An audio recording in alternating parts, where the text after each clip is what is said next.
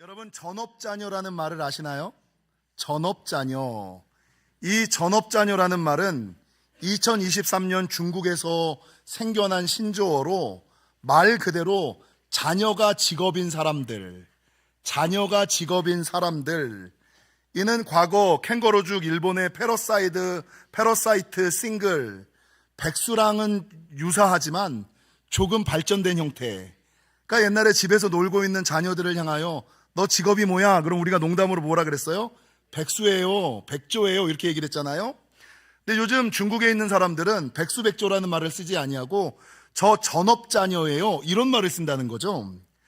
여러분, 이 전업자녀는 과거의 캥거루족, 일본의 패러사이트 싱글, 그리고 백수와는 유사하나 조금 발전된 형태로 캥거루족이나 패러사이트 싱글, 백수가 아무것도 하지 않으면서 부모에게 지원을 받는 사람을 뜻한다면 전업자녀는 조금 현명하게 집안에서 자녀의 역할을 하는 거예요. 설거지도 하고 빨래도 개고 식사도 하고 힘든 것도 들어주고 자녀의 역할을 감당하면서 부모를 기쁘게 하면서 부모로부터 지원을 받는 사람, 이게 전업자녀라는 말을 한다는 거죠. 여러분, 요즘 일부 선진국의 가장 큰 문제는 청년 실업이고, 이 청년 실업이 무엇으로 이어지냐면, 여러분, 실업에 있는 청년들이 부모의 연금으로 살아가는 자녀들이 점점 많아지고 있다는 거죠. 부모의 연금을 가지고 살아가는 자녀들이 뭐가 문제냐? 부모가 나이가 많아서 죽었어요. 근데 부모가 죽은 것을 국가에 신고를 하면 부모의 연금이 끊어질까 겁이 나서 부모의 죽음을 알리지 않고 장례를 치르지도 않고 부모를 집안에 방치하거나 냉장고에 두고서 그 연금을 받아먹고 살아가는 사람들, 이런 사람들이 실제 유럽과 일본 많은 선진국들에서 자주 종종 많이 나타나고 있는 현실이다. 여러분, 문제는 전업자녀가 늘어나는 이유가 뭘까? 많은 사람들은 청년 실업률 때문이다. 청년 실업률 때문에, 사회적인 구조 때문에 전업자녀가 늘어나는데, 전문가들은 단순하게 청년 실업률만이 전업자녀를 양산하는 것이 아니라 부모들의 잘못된 자녀 교육 때문에, 그 이전에 청년 실업이라는 사회적인 구조 이전에 부모들의 잘못된 자녀 교육 때문에 전업자녀들이 늘어가는 것이다 라고 하고 있다는 거죠. 여러분, 자녀를 캥거루족, 패러사이트 싱글, 전업자녀로 만들지 않기 위하여 부모가 조심해야 되는 것이 세 가지가 있어요. 내 자녀를 전업자녀로 만들지 않기 위하여 부모가 조심해야 되는 세 가지가 있는데, 첫째는 태어났을 때, 어렸을 때 조심해야 되는 거, 둘째는 자라날 때 조심해야 되는 거, 셋째는 다 크고 나서 조심해야 되는 거, 요 세 가지가 있습니다. 여러분, 첫째, 어렸을 때 조심해야 되는 건 뭘까요? 과도한 사랑을 조심해야 된다. 여러분, 인간 발달을 연구하는 학자들은 아이들이 만 6세, 즉 한국 나이로 7살, 초등학교에 들어가기 전에 그 아이의 성격과 기질과 성품과 인생의 모든 방향이 설정되어진다라고 얘기를 하는 거예요. 근데 부모들은 아이들이 어리다는 이유로 이 모든 것들이 형성되는 7세 이전에 아이들이 원하는 것을 사랑이라는 이름으로 허락을 한다는 거죠. 애가 뭘 알아? 아이가 뭘 알아? 커서 가르치면 돼. 우리 아이는 본성은 나쁜 애가 아니야, 이런 말을 하면서 어렸을 때 너무나 과도한 사랑을 가르친다는 거죠. 근데 이 중요한 시기에 부모들은 사랑이라는 이름으로 모든 것을 허용하고 눈을 감아주면서 아이들이 일생을 살아가면서 가장 중요하게 알아야지 되는 삶의 기준, 삶의 방향, 내가 해도 되는 일과 하지 말아야지 되는 일, 여러분, 선과 기준에 대한 명확한 것들이 서야 되는데 이게 안 서버리는 거예요. 그러니까 이 모든 것들이 7세 이전에 서야 되는데 이 정확하고 명확한 기준과 선이 서지 않으니까 자라고 나서는 여러분, 선이 없는 아이, 선을 넘는 인생으로 전락을 해버린다는 거죠. 예전에 제가 한번 설교한 적이 있습니다만, 어떤 어머니가 자녀 교육을 잘하는 목사님을 만나서 어떻게 하면 자녀 교육을 잘할 수 있겠습니까? 를 물었어요. 근데 이 목사님이 어머니를 데리고 교회 뒤에 있는 정원으로 가서 세 그루의 나무를 뽑아보게 했어요. 나무 하나는 이제 갓 심은 나무고, 두 번째 나무는 심은 지 조금 오래된 나무고, 마지막 세 번째 나무는 완전히 심겨져서 다 자란 나무. 여러분, 심은 지 얼마 되지 않은 나무는 힘을 주면 어떻게 돼요? 뽑혀요. 근데 심은 지 조금 지난 나무는 어때요? 이 막 심은 나무보다는 뽑기가 어렵지만 힘쓰고 용쓰면 뽑혀요. 근데 다 자란 나무는 아무리 힘쓰고 애써도 뽑히지 않더라라는 거죠. 그래서 이 목사님이 그거를 하고 나서 이 어머니에게 이런 얘기를 했죠. 자녀 교육도 이 나무와 같습니다. 어릴 때 가르쳐야 됩니다. 여러분, 성경 잠언 22장 6절, 마땅히 행할 길을 아이에게 가르치라. 초등학교가 지나면 늦어요. 뭐 우리 아이 크고 나면 가르치지, 아이 철들면 알아. 아니야, 몰라. 철들면 안다고요? 나이 들면 안다고요? 아니요. 그 아이의 모든 것은 7세 이전에 다 형성이 되는 거예요. 7세 이전에 그 아이를 보면 그 아이의 성격과 성품과 인생의 방향과 모든 것들이 결정이 돼. 그때 모든 게 결정이 되는 거예요. 그러니까 부모들이 아이 애기가 뭘 알아, 아이들 몰라서 그래, 크면 잘할 거야, 이런 생각을 가지고 성경에서도 얘기하는 마땅히 행할 길을 언제 가르치느냐? 아이들에게 가르치라. 아이에게 가르치라. 그리하면 늙어도 그것을 떠나지 아니하리라 라고 말함에도 불구하고, 여러분, 사랑이 아닌 과도한 사랑, 이게 오히려 아이들에게 악영향을 끼치는. 그래서 구세군의 창시자 윌리엄 부스는 마귀가 우리의 자녀들을 죄악으로 물들기 이전에 아이들에게 하나님을 보여줘야 된다. 세상이 마귀가 우리 아이들을 물들이기 이전에 그 전에 빨리 우리 아이들을 은혜로 물들이고 사랑으로 물들이고 말씀으로 물들이는 삶을 살아가야지 된다라고 말하는 거예요.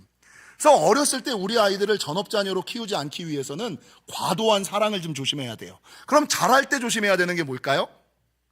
아이가 자라는 초등학교 청소년 때에는 뭘 조심해야 될까요?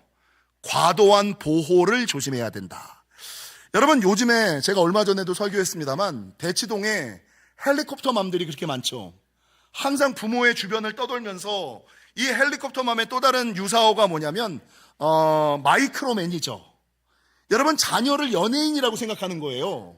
그래서 아이의 모든 필요를 내가 다 대신해 주는 거야. 학원까지 데려다 주고 먹을 것도 정해주고 다 하는 거야. 아이 주변을 맨날 떠돌아다니면서 아이가 필요한 모든 것들을 마치 자기가 엄마가 아니라 매니저인 것처럼 모든 것들을 다 제공하는 거야. 그러면서 뭐라 그러냐면 너는 공부만 해. 이 헬리콥터맘 마이크로 매니저들이 여러분 아이들의 세세한 것까지도 알려고 하고 간섭하려고 하고 보호하려고 하는데, 전문가들은 이 사랑을 사랑이 아니라 사랑이란 이름의 통제다. 여러분, 많이 자라는 아이에게 많이 알려고 하시면 안 돼요. 사춘기 아이들을 고칠 수 있는 유일한 방법이 뭔지 아세요? 혹시 내 아이가 사춘기에 빠져 있다, 이 아이와 어그러지는 관계를 가지 않기 위한 방법이 뭔지 아세요? 자녀를 멀리 두라예요. 좀 떨어뜨려 둬라. 근데 부모들이 사랑이라는 이름에, 여러분, 그건 사랑이 아니라 통제예요.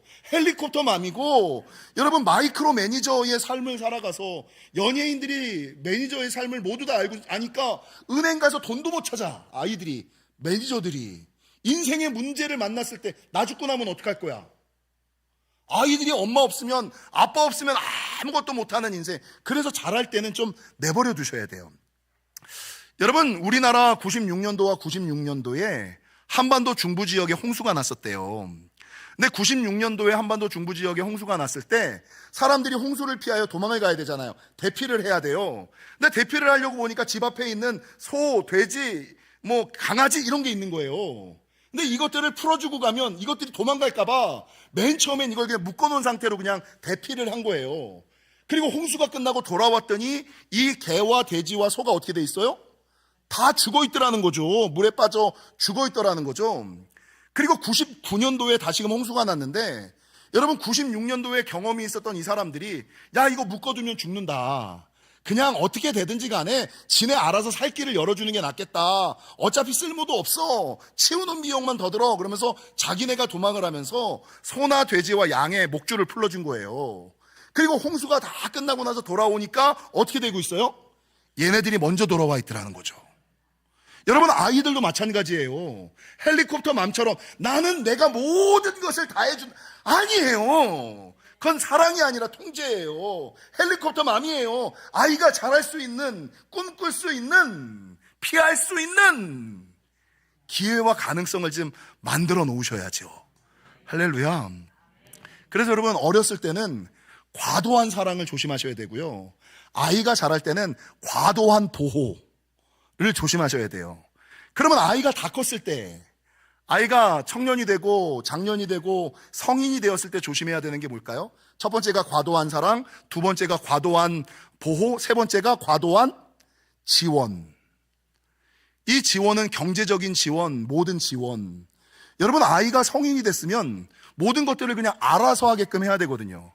아주대학교 정신건강의학과 조선미 교수는 아이들의 삶이 아무리 빡빡하고 불쌍해 보여도 성인 아이를 둔 부모가 절대 하지 말아야지 되는 거, 경제적인 지원. 특별히 아이가 불쌍하다고 해서 매달 꼬박꼬박 생활비를 도와주는 분들 있죠? 절대 부모가 해서는 안 되는 거다라고 모든 전문가들이 다 얘기해요. 아이들을 망치는 가장 빠른 지름길이다라고 말한다라는 것이죠. 여러분, 이 어렸을 때 과도한 사랑, 자랄 때 과도한 보호, 다 컸을 때 과도한 지원이 우리 아이들을 캥거루족, 패러사이트, 싱글, 전업자녀로 만드는 빌미 기반이 되어진다라고 말하는 거죠. 사랑하는 성도 여러분, 조금 보기에 불쌍해 보여도 따라하겠습니다. 뜨겁게 사랑하고 차갑게 가르칩시다. 여러분, 사랑은 무조건 사랑하기서만, 뜨겁게 사랑하지만 차갑게 가르치셔야 돼요. 그리스도인은 세상의 가치관이 아니라 성경의 가치관을 따라 살아가는 사람들이 그리스도인 아니에요? 여러분, 오늘 본문에 나오는 성경적인 부모와 성경적인 자녀를 보십시오. 제가 담임을 하고 나서 매년 5월 가정 세미나를 하는데, 그 가정 세미나 할 때마다 하는 말들이 많잖아요. 근데 아무리 많은 말을 하고 아무리 좋은 말을 해도 성도들이 잘 모르더라고요. 그래서 오늘은 그냥 간단하게 한 가지만을 말할 거예요. 여러분, 오늘 본문에서 하나님께서 부모에게 교훈하는 것과 하나님께서 자녀에게 교훈하는 것이 있어요. 자녀들을 향하여는 뭐라고 얘기하느냐? 1절과 2절, 자녀들아 주 안에서 너희 부모에게 순종하라, 이것이 옳으니라. 내 아버지와 어머니를 공경하라, 이것이 약속이 있는 첫 계명이니 이로써 내가 잘되고 땅에서 장수하리라. 여러분, 자녀들을 향하여 부모들에게 어떻게 하라라고 얘기하냐면 순종하고 공경하라라고 얘기해요. 순종이 뭡니까? 순순히 따르는 거. 공경이 뭡니까? 공손하게 대하는 거. 이제 저도 나이가 드니까 이제 가끔 우리 자녀들이랑 햄버거집에 가거나 식당에 가면 키오스크를 할 때가 있잖아요. 키오스크를 하거나 배달의 민족으로 이렇게 주문을 해야 될 때가 있어요. 그러면 그러면 제가 이거 하려고 그러면 우리 애들이 아빠 비켜봐! 내가 할게! 여러분, 내가 못하는 게 아니에요. 다만 느릴 뿐이에요. 여러분도 못하진 않잖아요. 좀 느릴 뿐이야. 근데 아이들 입장에서는 빨리빨리 하려고 하고 뒷사람에 대한 그게 있으니까 아빠 비켜! 내가 할게! 이러는데 우리 입장에서는 내가 못하나? 다만 조금 느릴 뿐이지. 그러니까 아이들은 부모를 위한다 그러는데 위하는 자녀들의 마음은 알겠지만 뭐가 잘못됐어요? 그냥 하는 것도 좋은데 어떻게 하는 게? 순순하게. 여러분, 부모를 대할 때 어떻게 대한다고요? 공경이 뭐예요? 공손하게. 아빠 비켜보세요. 네, 따라하겠습니다. 땡땡거리지 맙시다. 틱틱거리지 맙시다. 여러분, 맘상하잖아요. 그러니까 우리 요번 2026년 이 가정 세미나에 자녀들이 기억해야지 되는 거, 순수하게, 순종하고 공경, 이쁘게 말합시다. 요거를 성경에서 얘기하는 거예요. 그럼 자녀들에게 말하는 게 뭘까요? 부모들에게 말하는 게 뭘까요? 여러분, 성경은 부모들에게 이렇게 얘기합니다. 4절, 또 아비들아, 아비들이 자녀들을 많이 노엽게 하잖아요. 특별하게 꼭 집어서 아비들아, 자녀들을 노엽게 하지 말고. 여러분, 자녀는 내 소유예요. 성경에 보면 누구 소유예요? 여호와의 기업이라 그랬어요. 내 게 아니에요. 하나님이 나에게 잠깐 맡기신 거지, 하나님이 나에게 주신 거지, 내 소유가 아니, 여호와의 기업이에요. 왜 자기 건 것처럼 해요? 하나님이 나에게 잠깐 맡겨주신 건데. 근데 자녀를 자기 소유라고 생각하며 살아가는 사람들이 많지요. 자녀를 노엽게 하지 마라. 제가 이런 얘기를 하면 어른들한테 맨날 욕먹는 게 하나가 있죠. 가정의 달 5월만 되면, 여러분, 어버이날 되면 어른들이 논하는 날이에요. 여러분, 자녀들에게 어린이날 선물 몇 살까지 해주셨어요? 어린이날 선물 몇 살까지? 13살까지 해주셨잖아요. 우리 딸내미가 요번에 어린이날, 아빠 어린이날인데 나한테 아무것도 없어? 1,000원 보냈었어요. 아빠 뭐야? 10,000원 더 보내줬어요. 아빠 진짜 이럴 거야? 10만 원 보내줬어요. 그러니까 너는 내 평생 내 아이야 이러면서 그냥 했는데, 여러분, 부모가 자녀들에게 어린이날 선물 13년이에요. 아이들을 키울 때 키워봤자 몇 년 키워요? 20년에서 길면 30년 키워요. 근데 내가 아이들에게 받는 건 몇 년 받아요? 짧게 50년에서 70년 받아요. 그럼 누가 수지 맞는 거예요? 부모들이 받는 거예요. 그래서 아이들이 주는 거, 아이들이 섬기는 것을 당연하게 생각하시면 안 돼요. 여호와의 내 소유가 아니고 여호와의 기업이고, 아이들이 없는 용돈에서 카네이션 하나 가져오는 거 아주 기쁘고 감사하며 축복하면서 받으셔야지 돼요. 그래서 여러분, 부모들을 향하여 성경이 말하는 것은 무엇이냐? 또 아비들아, 너희 자녀를 노엽게 하지 말고, 중요한 거 오직이라는 단어예요. 부모들은 자녀들에게 공부 잘하는 법, 세상의 가치관을 가르치려고 그래요. 근데 하나님은 성경에서 뭐라 그러느냐? 너 세상의 가치관 가르치지 말라고, 공부하는 거 그런 거 먼저 가르치지 말라고, 오직 주의 교훈과 훈계로 양육하라. 오직이라는 말이 붙었잖아요. 교훈이 뭐예요? 하나님의 말씀을 먼저 가르치라고요. 여러분, 아이들은 세상의 것 가르치지 않아도 지네들이 다 알아서 배워요. 세상의 편법 처세술 다 알아서 배워요. 근데 유일하게 들어가지 않는 하나님의 말씀은, 교훈은 아무리 가르쳐도 듣지 않아요. 그러니까 어렸을 때에 뭘 가르치느냐? 주의 교훈을, 오직 주의 교훈을 먼저 가르쳐 놓으면 나머지는 알아서 된다. 그리고 더 중요한 거, 여러분, 주의 교훈뿐만 아니라 훈계로 양육하라라고 얘기했잖아요. 아까 말씀드렸던 과도한 사랑이 왜 문제냐? 많은 사람들은 아이들을 혼내고 뭐 이렇게 치리하고 이러는 것들에 대해서 되게, 그게 마치 아이에게 소리를 지르고 손을 대는 게 사랑 없는 것처럼 착각을 해요. 훈계가 뭐예요? 오늘 성경에서 부모들에게 하라고 이야기하는 훈계라는 것은, 가르칠 훈자에다가 경계할 개자를 써가지고 잘못되지 아니하도록 조심시키는 거. 가르칠 훈자에 경계할 개자, 가르쳐서 잘못되지 않도록 조심시키는 거. 국어사전에서 보면 잘못된 행동이나 생각을 바로잡기 위해 아랫사람이나 어린아이를 타일러서 주의를 주거나 가르치는 말 또는 행위, 이게 훈계예요. 근데 요즘에 부모들은 자녀에게 훈계를 안 하는 게 사랑이라고 착각을 해요. 성경의 가르침이랑 전혀 달라요. 훈계는 행여나 혹시나 아이들이 잘못될까봐, 문제가, 인생을 살면서 어려움을 당할까봐, 여러분, 조금 거친 말이긴 하지만, 조금 그런 행동이긴 하지만, 아이의 미래를 생각하여 조심시키는 거, 이게 훈계임을 기억하시고, 여러분, 자녀들은 부모에게 이쁘게 말하시고, 부모들은 자녀에게 세상 가치관 공부 가르치지 마시고, 먼저 주의 교훈으로 훈계하시는, 과도한 사랑, 과도한 보호, 과도한 지원을 좀 아끼시는 저와 여러분이 되시기를 주님의 이름으로 간절히 축원합니다. 여러분, 2019년과 2024년 인도와 이탈리아에서 30이 넘은 아들이 부모들을 향하여 소송을 걸었어요. 어떤 소송을 걸었는지 아세요? 내 동의 없이 당신이 나를 태어나게 했으니 나머지 내 인생을 당신이 책임져라. 내가 나달라고 했나? 당신들 좋으려고, 지네 둘 좋으려고 나를 태어나게 한 거 아니야. 당신들이 결정해서 당신들이 날 낳아준 거니 남은 인생 당신들이 책임져. 이걸 법원에 소송을, 인도와 이탈리아에서 이거 소송을 냈어요. 여러분, 다행히 5년간의 소송 끝에 누가 패소했을까요?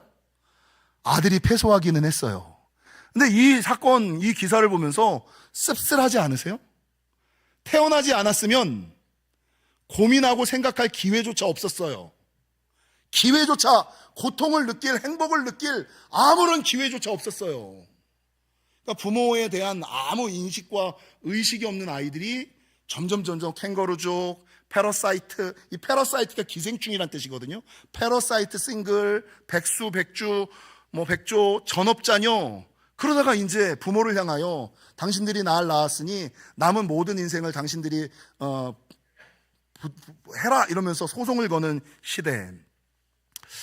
여러분, 올해 어버이날을 맞이하여 우리 아들이랑 딸이, 저도 어버이니까 우리 아들과 딸이 어버이날을 기념하여 하나의 이벤트를 해줬어요. 저는 이게 이벤트인지 몰랐어요. 그게 뭐냐면 이거예요. 어버이 자서전을 쓰는 거예요. 아들과 딸은 자녀 문답을 각자 쓰고 엄마와 아빠는 어버이 자서전이라는 거를 쓰는 거예요. 그래서 난 이게 뭔가 했어요. 그랬더니 이 자녀 문답은 뭐냐? 자녀가 부모에게 궁금한 거. 여러분, 부모가 처음부터 잘 살았고 처음부터 어른이었어요? 우리도 옛날에 여러분들과 같이 어렸을 때가 있고 힘들고 어려운 시기를 지나 어른이 된 거거든요. 근데 자녀들이나 아이들이 보기에 부모는 처음부터 잘 살았던 것 같아. 고난과 역경을 안 지내온 것 같아.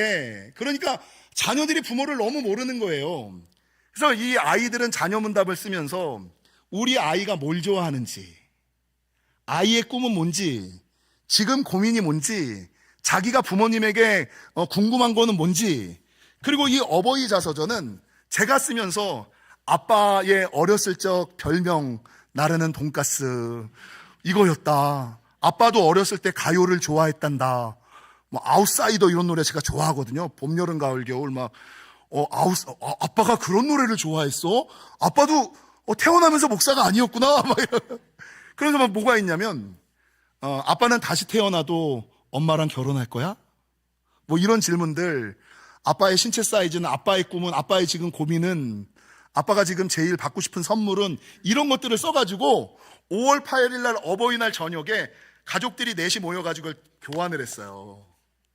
교환을 하고 나서 서로를 알아가는, 서로를 이해해가는 그런 시간을 가진 게 이번에 우리 아들, 딸이 해준 이벤트였어요.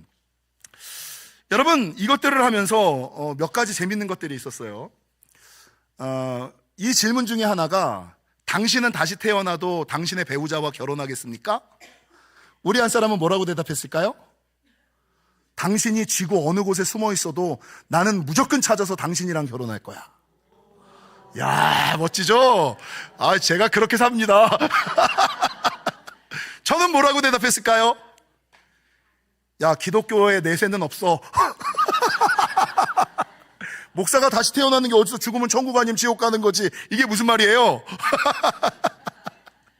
그렇게 대답했거든요. 근데 이 얘기를 보다가 옛날 생각이 하나 떠올랐어요. 여러분, 옛날에 남편이랑 자녀에게 되게 못하는 아버지가 있었어요. 맨날 술이나 먹고 부인 때리기나 하고 자식들에게 술 먹고 와서 한 말 또 하고 한 말 또 하고 한 말 또 하고 한 말 또 하고 한 말 또 하고 한 말 또 하는 그런 아버지가 있었어요. 그러니까 자식들이 이제 다 크니까 엄마가 너무 불쌍한 거죠. 왜 저런 인간이랑 살아가지고 평생 고생하나 라는 생각이 드는 거죠. 그래서 엄마한테 물었죠. 엄마는 다시 태어나면 아빠랑 결혼할 거야? 엄마가 뭐라 그래요? 한참 생각했더니 응, 나는 다시 태어나도 아빠랑 결혼할 거야. 엄마, 저런 인간이랑 왜? 그래야 니네들을 볼 수 있잖아. 야, 참 그래야 되는데. 여러분, 지난 한 주 동안 어버이날이라고 아이들은 나에게 이벤트를 해줬는데 저는 이게 숙제였거든요.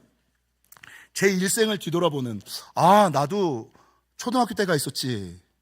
나도 청소년 때 별명 나르는 돈가스 정원관. 제 별명이 정원관이었다는 거 아세요? 소방차의 정원관? 이런 거를 보면서 옛날 생각을 막 하는 거예요. 근데 맨 마지막 질문이 뭐냐면, 아빠 평생에 제일 후회되는 게 뭐야? 그리고 아이들에게, 우리에게 해주고 싶은 마지막 말이 뭐야? 이거를 쓰는 게 있어요. 그걸 제가 뭐라고 썼을까요? 한 주 동안 이렇게 고민을 하다가, 야, 내가 너무 성공만 바라보며 살아왔구나 라는 생각이 들고, 내 삶을 뒤돌아봤을 때, 젊을 때 내가 좀 걱정하지 말고 근심하지 말고 하고 싶은 거 좀 하고 살 걸. 좀 더 일찍 철이 들거나 이랬으면 얼마나 좋았을까? 그래서 자녀들에게 무슨 얘기를 해줬냐면, 아들아, 딸아, 성공하는 인생도 중요한데 행복한 인생이 더 중요해. 여러분, 성공한 자녀를 만들려고 하지 마시고 미래의 성공을 담보하여 지금 아이들의 행복을 여러분 빼앗지 마시라고요.